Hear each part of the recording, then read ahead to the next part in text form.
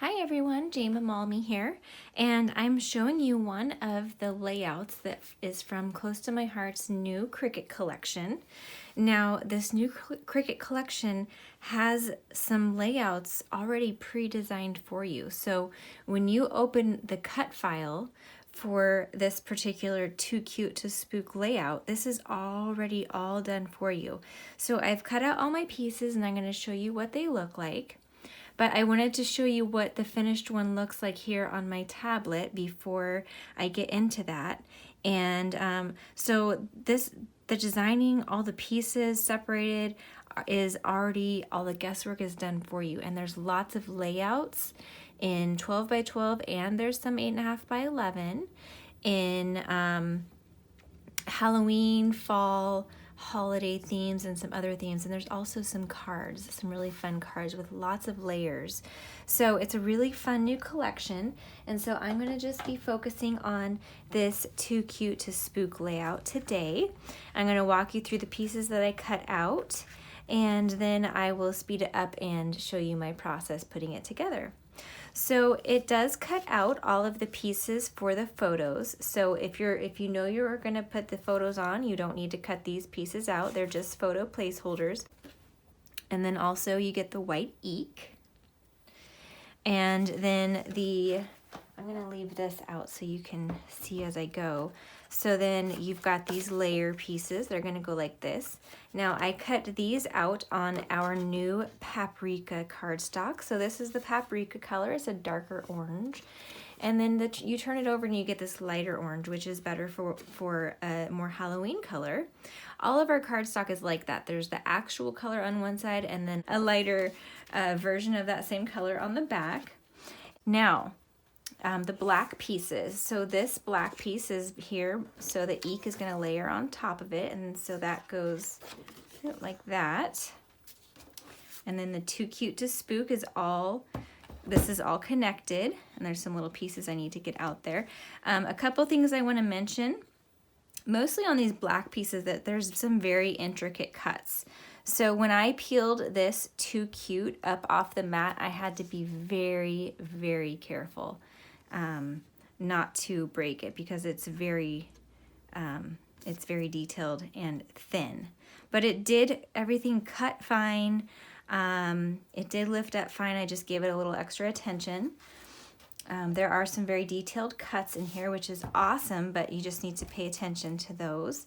These little spider webs that are going to go like this. So you've got kind of a 2/3 of a spider web and then a full spider web, and these are going to be really fun. You can separate all of these and you can use them on other things. So you can, even though this pulls in all as one cut, you can delete everything and just keep a spider web and resize it and use it in a card or another scrapbook page, make it a really big spider web for a background or anything like that. At this size though, it's all sized proportionally for this 12 by 12 layout. These are pretty intricate cuts, so they did take a little bit of time to cut. I particularly had a little trouble with this one only because my mat was not that sticky, so this kept lifting and moving, and then I had to recut it a couple of times, but that was totally because of my mat not being that sticky. This one I had no problem with on a different part of the mat. These bats are gonna layer, so you've got the gray creating a shadow behind the black. And so from what I can tell, it looks like the top of the ears line up, so you've got a little bit of a shadow underneath here, and then you can also see it behind the little stitching. So these bats, the black bats, took a little extra time to cut because of this detail here, but it adds such a cool detail. Again, I have the original Explore machine. I had no problem cutting it. So one thing you want to note is just make sure you have it, the cardstock, the right way, because these are not exactly symmetrical. So if you have it turned the other way, it's not going to line up exactly. It'll work fine, but so this is the darker side of my charcoal cardstock, and this is I use the lighter side of the charcoal. And so there's 3 bats, and they all are the same way. They all have the stitching. So a lot of detail in the black cuts, so give a little extra attention when you cut the black pieces. Now I wanted to show you this background, which is so fun. So these bats do not cut all the way out. So they're attached here, right here in the center, so you can give them some dimension and kind of curl them up. But so they just give the illusion of the bat, but they're connected. So that, I thought that was a really fun element. And then, let's see, I forgot to add on here, we've got, here, let's show that. So I have I need to add a black background. So this is, I want to say, yeah, 11.5 by 11.5, and then you layer a black piece of cardstock behind, or whatever color you want to use. So that's what the finished product will look like. So that's my design, and I'm going to go ahead and put it together for you, and so enjoy. So I'm going to start off by popping up all of these bat wings and just giving them a little bit of dimension, and you can see how they just look like they're popping off the page. It looks so cool.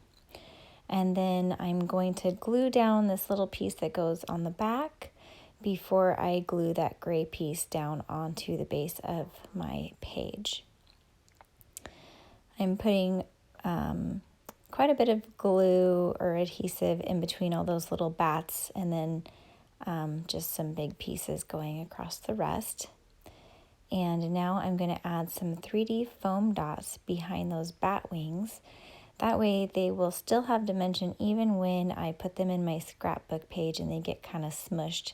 Those wings will still be popped up, and it looks so cool, don't you think? All right, and now for the assembly.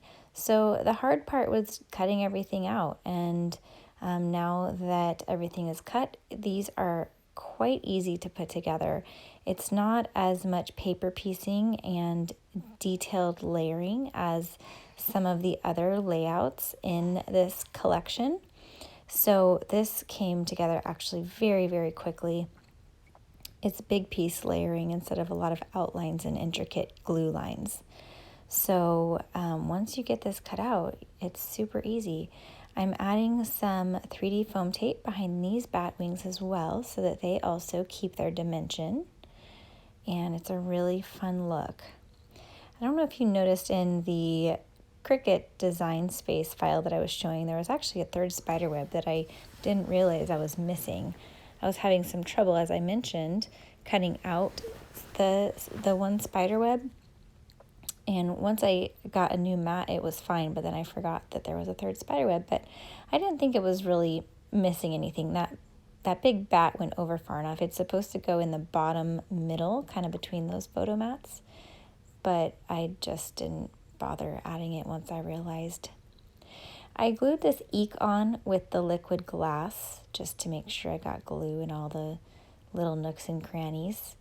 And so glued that down with the liquid glue with the real skinny fine point. To glue those spider webs on, I put the glue on the back of the mat first and then popped it on the spider web. That way I didn't have to deal with putting glue on the front of the intricate spider web. Glued that down, and then again glued everything starting from behind on the left side. I just put a tiny little tack of tape on those photo spots since I will be removing them to put the photos on. You could also use them as photo mats if you want your photos to have a little white background and cut your photos a little bit smaller than 4x6 and 3x4. So using liquid glass to put behind those little intricate details on the Too Cute to Spook, and that part's finished. Then I will glue down the bats, and I realized I don't want to put glue over the photo so that I can stick the photo under there, so I wiped that off. So be careful you don't put glue under where the photo is going to be. And that is going to wrap it up for gluing.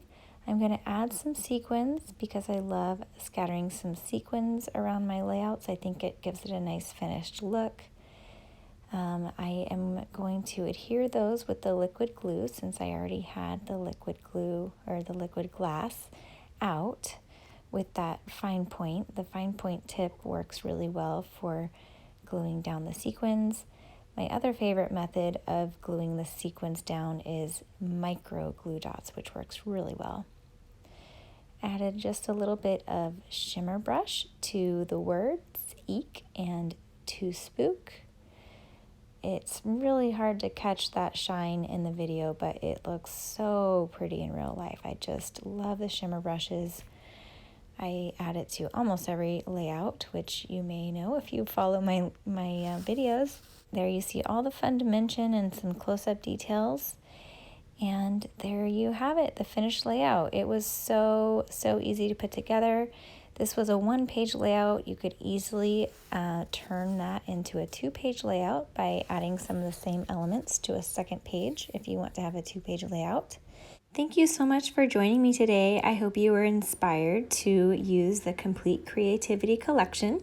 If you're interested in purchasing this collection, you can do so using my affiliate link below. It is only available through Close to My Heart Consultants, and you can access it through that link. It's only $29.95 for 24 complete projects. That's just over $1 for this layout and other layouts. There's two-page layouts, one-page layouts, cards, various size projects. So go ahead and check that out. And if you enjoyed this, then I would love if you subscribe to my channel and hit that little bell to make sure you get notified when I post new videos. Thanks so much for watching, and I hope you have a wonderful day.